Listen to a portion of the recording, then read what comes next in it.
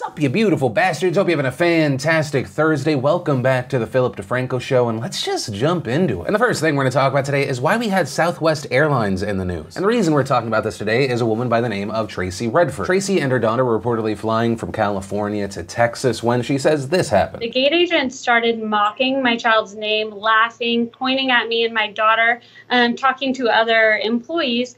So I turned around and just said, like, hey, I can hear you. So if I can hear you, my daughter can too. Like, I'd appreciate if you just stop. And as far as the name in question for this 5-year-old, it is this, ABCDE Redford. Although Tracy says her daughter's name is pronounced Absidy. And we'll touch on that in a second. But according to Tracy, the gate agent wasn't just talking to other employees. Reportedly, she did this. She took a picture of my boarding pass and chose to post it on social media, mocking my daughter. It was actually brought to my attention by somebody who had seen it on Facebook and reported it to Southwest Airlines. And also adding that after 2 weeks of filing a formal complaint, Southwest had not responded. Although Southwest has now reportedly given a statement saying, we extend our sincere apology to the family. We take great pride in extending our Southwest hospitality to all of our customers, which includes living by the golden rule and treating every individual with respect in person or online. Adding, the post is not indicative of the care, respect, and civility we expect from all of our employees. And saying we have followed up with the employee involved, and while we do not disclose personnel actions publicly, we are using this as an opportunity to reinforce our policies and emphasize our expectations for all employees. And so it's a little unclear right now if the employee was reprimanded, suspended, fired, but as far as my takeaway from this, I am obviously not on board with the mocking and bullying of a 5-year-old. And I think the taking and posting the photo is crossing a line. But at the same time, Tracy should realize that she has set her daughter up for a life of this. You gave your daughter a ridiculously spelled name. You named your daughter after a row of seats on an airplane. Just because you pronounce it like a normal name doesn't make it a normal name. Like if my name was spelled FLP, I would understand when people had a big reaction. I'm like, no, it's Philip. What you most likely found to be the unique and cutesy spelling of your daughter's name, the rest of the world in general has found confusing and somewhat ridiculous. Now, I don't agree with how you and your child were treated by this employee who also decided to blast you out to the internet. But understand that this is very likely going to be the standard for the Absidies, the XYZs, the LMNOPs of the world. Also, quick note, while I'm kind of making up those other two names, AB or Absidy, this isn't the only kid with that name. I was looking into it, and there was an article that came out in 2014 saying that there are 328 human people named Absidy in the United States. But also understand that's a story, that's my personal thinking on it, and I pass the question off to you. Am I being wrong? Am I being mean here? Then in some light entertainment news, we had Entertainment Weekly announcing their 2018 Entertainers of the Year. And via their 4 covers, they actually crowned 10 people. We had Constance Wu and the Women of Crazy Rich Asians. We had Angela Bassett and the Women of Black Panther. Darren Criss getting that 3rd cover, and Cardi B taking that last top position. Also on their site, they go on to mention other honorees, this including Bradley Cooper, Lady Gaga, Donald Glover, John Krasinski, Emily Blunt, Ariana Grande, the Queer Eyes Fab Five. But with all of that said, it is important to note that whenever we talk about this, there is the question of, well, who the hell is actually picking who wins? And also, if we're being honest, every outlet that does this, it's really just a grab for eyes and attention of that individual or individuals in this case. And so that's why I pass my question off to you. If you had a top 5 entertainers of the year, who would they be? And I'll join you on this journey. My personal top 5, I'm gonna go pure digital. In no particular order, I'm gonna say 1, David Dobrik. 2, Shane Dawson. He's completely helped the storytelling game on YouTube evolve. 3, Sophia Nygaard. Probably one of my favorite people to watch with my wife, although I think my wife loves her more than me. 4, oh shit, I realized why Entertainment Weekly combined groups of people. Mikey, aka Glamangore. Her really weird stuff, like her Disney Princess series, is fascinating to watch. And number 5, even though once again, no particular order, the fantastic MKBHD. Easily does my favorite tech breakdown. I am 100% gonna look back at this list and just remember 12 other people I would have put in contention. Ooh, Sean Evans gonna get angry. Naming people was probably a terrible idea for this part. But that is also why I pass the question off to you. Remind me, or let the world know, who you think your top 5 entertainers are. You can go digital or mainstream as well. And then let's talk about social media / YouTube news. As you may now be aware, if the way you watch these videos is via the YouTube app on your phone, there is now a stories feature, although it's not completely new. It's just that YouTube has now given the capability to any YouTuber that has over 10,000 subscribers. And YouTube stories are different than the stories feature that you see elsewhere. Still very short pictures or video, but instead of just only being up for a day, they're up for 7 days. Also, each individual story has its own individual comment section, although that's a little bit weird because you can like something, but you can't reply to a text comment with another text comment. Instead, all you can really do is, as the creator, click video reply. And also, it lacks what I think is one of the best features of Instagram stories. There is no kind of swipe up or click this to go to a video feature. Although I will say, it looks like they're already in a beta beta to make some of that work. There were some users like Josh Horton where you actually did have a clickable video link, but I've scrubbed through everything on my app and there's no way for me to do it. And as far as if this will become a success or a massive fail,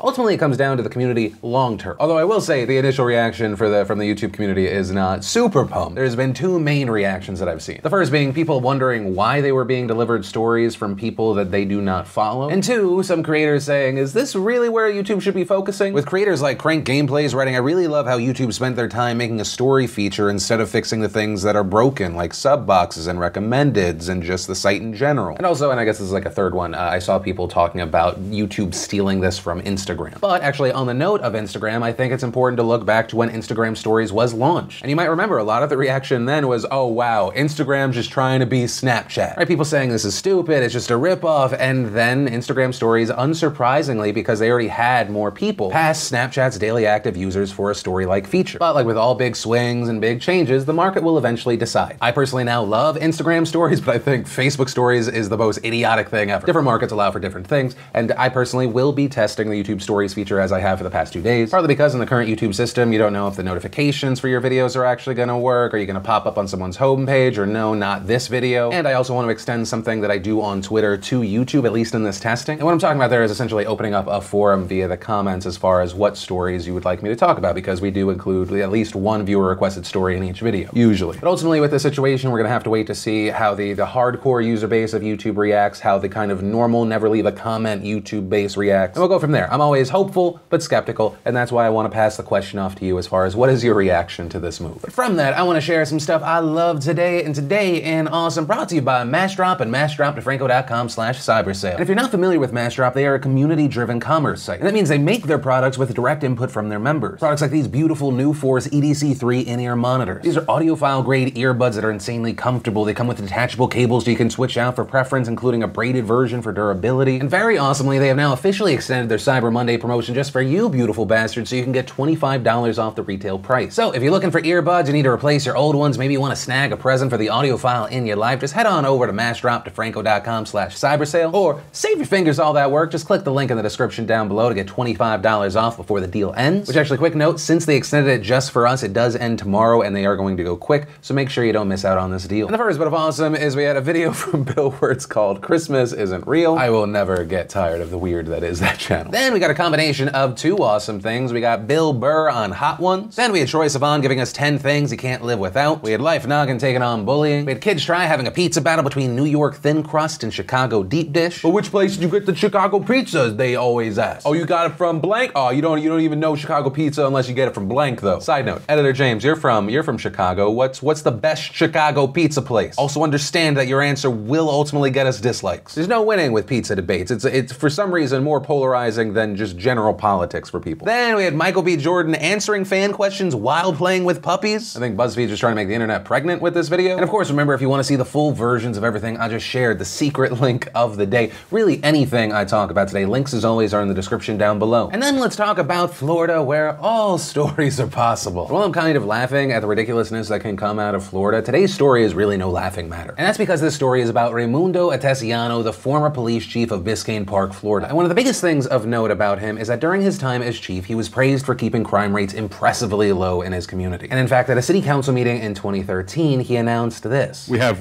a 100% clearance rate on burglary cases in the village of Biscayne Park. This is the first time that I've ever known that to happen in any department that I've ever been in. So 100% clearance rate on burglaries, which the question pops up, how did he do it? Well, according to prosecutors, Atesiano directed his officers to pin unsolved crimes on innocent black people. An internal probe was ordered in 2014 after the former Biscayne Park village manager received a string of letters from disgruntled officers. And according to the report, 4 officers, which is a third of this police force, told an outside investigator that they were under marching orders to file bogus charges on people in the community. And these victims were not randomly selected, but instead were known to police as having criminal past. And Officer Anthony De La Torre said that the command staff was told, quote, if they have burglaries that are open cases that are not solved yet, if you see anybody black walking through our streets and they have somewhat of a record, arrest them so we can pin them for all the burglaries. Adding they were basically doing this to have a 100% clearance rate for the city. And the former chief's directions were followed by 3 officers who, without probable cause or evidence, arrested people for the community's unsolved burglaries. And those officers were Guillermo Ravello, Charlie Dayu, and Raul Fernandez. And over the course of his 16 months on the job, Atesiano and his officers unjustly arrested a total of 3 black black men. In January of 2013, 2 residential burglaries were pinned on a man identified as Clarence Desrouleau. And that man, who was arrested once again with no probable cause, no evidence, he ended up pleading guilty and was sentenced to 5 years in prison. He went for the guilty plea instead of taking his case to trial and risking decades behind bars. And later, he was actually deported to Haiti. And in 2014, 5 vehicle burglaries at 5 different street locations were pinned on a man by the name of Erasmus Banma. And then finally, their youngest victim, the 3rd victim, who was identified in court documents by TD. He was just 16 years old. In June of 2013, he was blamed for the unsolved burglaries at 4 homes despite officers, quote, knowing there was no evidence and no lawful basis to support such charges. And in fact, Tassiano bragged about the 100% clearance rate on burglaries at the council meeting just a few weeks after he had TD arrested. Now, according to prosecutors, Tassiano initially denied all of these allegations, but eventually pled guilty in September to a conspiracy charge for depriving the 3 victims of their civil rights. And with all of this, he was facing a maximum 10-year sentence. And as far as what he had to say for himself at his sentencing hearing this week, he told a federal judge, quote, when I took the job, I was not prepared. I made some very, very bad decisions. And for those, quote, bad decisions, the judge ultimately sentenced Tassiano to 3 years in prison. A sentence that will be due to start in 2 weeks because the judge allowed him extra time to care for his dying mother. Now, as far as the other officers involved, reportedly they cooperated with the government and directly implicated Tassiano, but at the same time, they did not get off scot-free. Ravello, who was responsible for the arrest of Desrouleau and Banma, pleaded guilty to a conspiracy charge in July. And actually, also during that same hearing, he pleaded guilty to assaulting a Hispanic driver during a traffic stop by striking him with his fist while the victim was handcuffed. And ultimately, Ravello was sentenced to 2 years and 3 months in prison. Also, as far as the people he arrested, the charges against Banma were dropped. And Desrouleau, who had been deported to Haiti, had his wrongful conviction thrown out, but he has still not been allowed to return to the United States. As far as the other 2 officers, Deyoub and Fernandez, they entered guilty pleas in August for their part in falsely arresting the teenage boy, and they were both sentenced in October to a year in prison. And the boy in question there eventually had his charges dropped. And for me personally, looking at this story, I'm left wondering, were those punishments really enough? I mean, what we are talking about here is absolutely insane. How do you only get 3 years when you are stripping away the civil rights of numerous individuals, one of which was a minor? What message does that get across? 3 years, a year per person? He was sentenced to less time than one of his victims. Like, really think about that. I mean, how are communities really meant to trust the people that are supposed to be there protecting and serving when the law is not making examples of those who were given power and then abused it profusely? But yeah, let me know what you're thinking and what you're feeling in those comments down below. And then let's talk about this viral story that blew up over in England. And if you didn't see, over the last week, there was this video that had gone viral showing a 15-year-old Syrian refugee named Jamal being bullied. According to reports, the incident actually took place over a month ago on October 25th at the Almondbury Community School in England. And in the video, we see a boy approach Jamal, grab him by the throat, force him to the ground, where he then pours water over Jamal's face and says,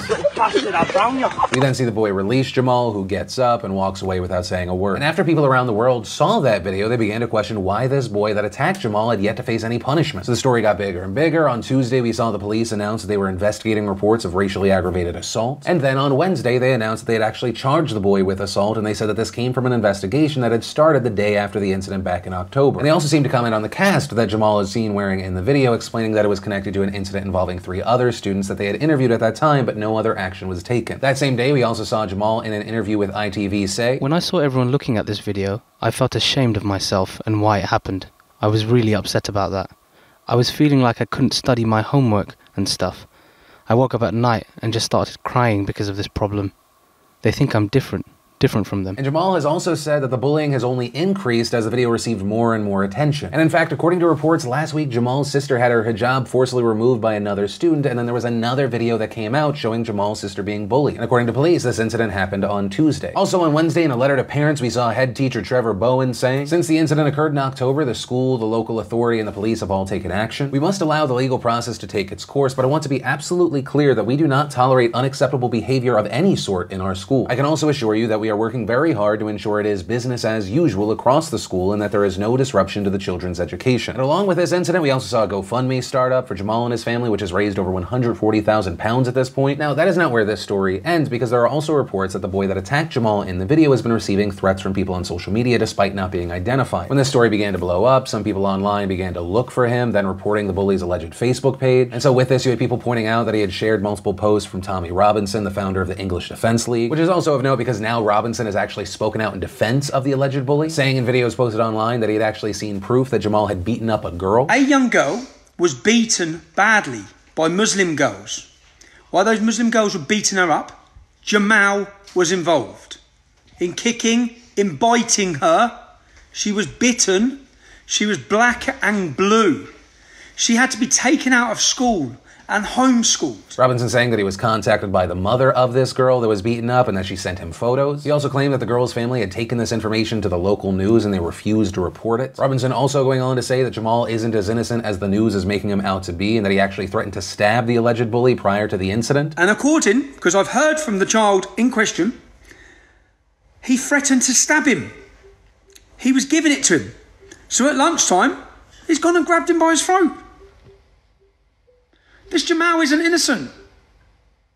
He beat a girl, black and blue. But the thing is, after Robinson made these claims, others started sharing screenshots of messages with the mother that claimed that her messages had been misunderstood and Jamal was not involved. And that woman also appears to have since deleted her Facebook account. However, despite that, Robinson has continued to claim that Jamal was a bully and that there are actually gangs of young Muslims attacking students. Robinson posting one screenshot of messages claiming that a group of 5 attacked her 13-year-old son. However, the photo that was actually included in that message appears to be from an article about a boy in a different part of the UK that was beaten up in September of 2016. And as far as the police response to all of this, they did address what they called rumors circulating on social media, saying that they had not received any corroborating evidence of any of the accusations. And actually, one of the last updates to this story is there are reports now that the family of the Syrian boy, they're actually going to sue Tommy Robinson. The lawyer from Jamal's family echoing the point that the alleged mother said, that Jamal had, quote, nothing to do with the attack on the girl at all. The lawyer also adding, these are clearly defamatory comments made by Tommy, so we're pursuing that. We will be communicating with Robinson and we will be taking legal action. And as far as my personal reaction to this, my feelings around this, I feel like Tommy Robinson is just trying to fearmonger. Right, at first it was, oh, Jamal attacked a girl, although those claims seem to have fallen apart. Then it's this claim of, oh, he threatened to stab the alleged bully. They're trying to paint him as somehow this villain, but I mean, you just watch that video. Right? You just watch that video of how his attacker kind of stalked him down, just the body language between the two,